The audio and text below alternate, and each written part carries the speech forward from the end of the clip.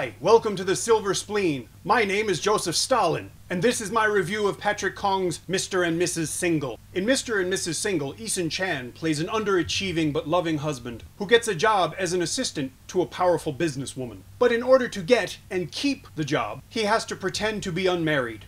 Marital tensions and devotional ambiguities ensue. This is hardly new territory for director Patrick Kong. His films, in general, are somewhat crass, showing Hong Kong's young people to be cynical, manipulative, and trashy. I'm not saying it's good for young people to be promiscuous, mean little freaks. What I'm saying is that in reality, some of them are. It doesn't make them bad people. So when I heard that Patrick Kong was making a film for the China market, a part of me wanted to see it just because I wanted to see what would happen. Because in China, you can't have trashy promiscuity. There's no sex in China film. It's family friendly only. No vampires. No gambling. No bad cops. No good criminals. No hookers. No time travel either. Which is fine, really, because no movies about any of that stuff have ever been any good, especially not in Hong Kong. So it's odd then, really, that my favorite metaphor for pandering to this sanitized market up above is based on fellatio.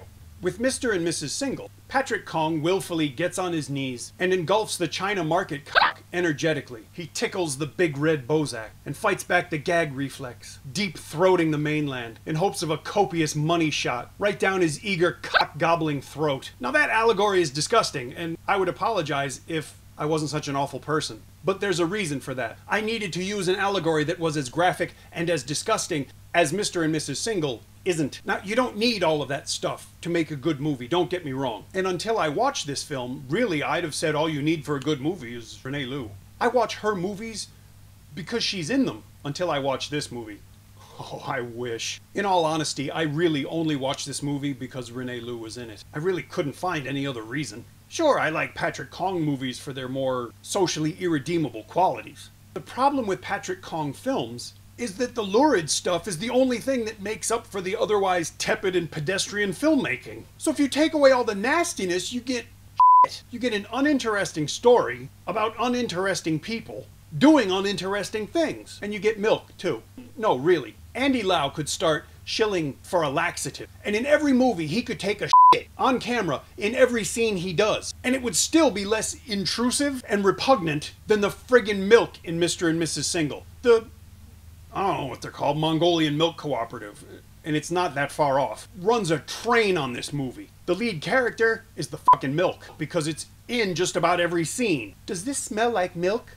On a business trip, in a nice hotel, the refrigerators in the room aren't stocked with booze, not even tea. Nope, milk. It's all anybody drinks except for the beer that the film is also whoring. It's wildly obtrusive, shameless, and cheap. Trust me, I know about those things. It was hard to hear the dialogue sometimes over the constant thrum of this film whoring itself. This film reminds me a lot of Fit Lover, because it turns the emotional climax of the film into a product placement. Well, fuck you too.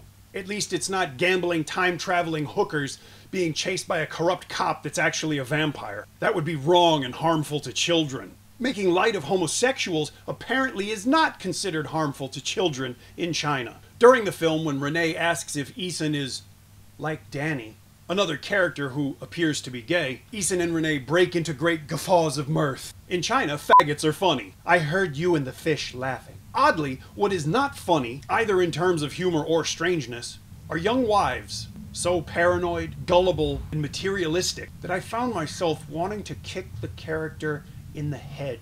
I didn't get the impression that any of these traits were supposed to be flaws or even make her unlikable. The film seemed to be oddly accepting of her frankly unbearable behavior. Every time she would get upset, Eason would just take her shopping, and it always worked. Lucky him. I have the best wife money can buy. This film obviously wasn't made for me. I'm not in Patrick Kong's usual Hong Kong audience demographic, and I sure as fuck am not in his China demographic either. And thank God for that. Mr. and Mrs. Single sucks. It's a 90-minute excuse to shill clothing and milk, and it shows almost everything wrong with China-friendly filmmaking. The future of film is 90-minute commercials full of shit acting, shit writing, shit directing, and shit. Fuck you too, China market. Really, you shouldn't watch this movie. I don't even want a link to it, so you could buy it. If you enjoyed this review, please let me know. If you didn't enjoy it, please let me know. If you're really bored, let Patrick Kong know. Like I'm worried. If you enjoy my reviews, please subscribe. As this review makes clear, I got a date with an aneurysm, and there's probably not going to be any milk involved.